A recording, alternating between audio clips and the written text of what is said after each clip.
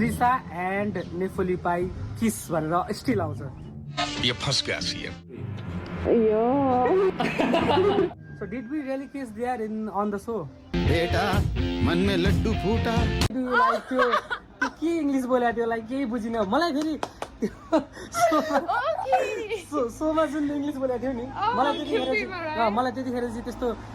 लागेको थिएन किनकि पर्सनली उमसँग सुरुमा भेटेदेखि नै त्यसरी बोलिरहेको थियो तर पछि तपाईँहरूको कमेन्ट अनि पछि त्यो सो हेर्दाखेरि मलाई पनि लाग्यो तिमीले आफ्नो एक्सेन्ट चाहिँ फेक गरेर जबरजस्ती लाइक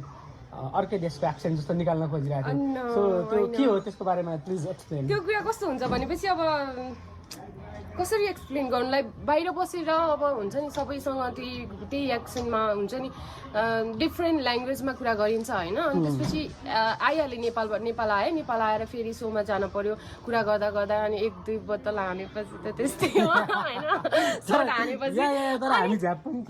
थियो अनि त्यसपछि त्यो खोइ कस्तो मेरो बोली लटपटेको अनि यताउता भयो होइन अनि सडनली एक्सन चेन्ज गर्दाखेरि चाहिँ थोरै गाह्रो हुन्छ अनि पछि मैले पनि जब मेरो भिडियो देख्दाखेरि तिमीलाई चाहिँ के लाग्यो होला तिमीलाई चाहिँ फेक गरे जस्तो लागेन फेक भन्दा पनि फेक त मैले गर्छु भनेर गरेको होइन नि त फेक त त्यो हुन्छ कि मलाई यो देखाउनु छ यो देखाउनु छैन भनेर अनि मेरो कुनै इन्टेन्सन नै थिएन मैले इन्टेन्सनली नै गरेको थिएन भनेपछि मैले फेक गरेको थिएँ यस्तो भयो उस्तो भयो त्यस्तो मलाई लागेन किनकि मैले गरेकै थिएन त होइन अनि त्यसपछि मैले जब हेरेँ अनि मैले के गरेँ भन्ने कुरा भयो क्या सरी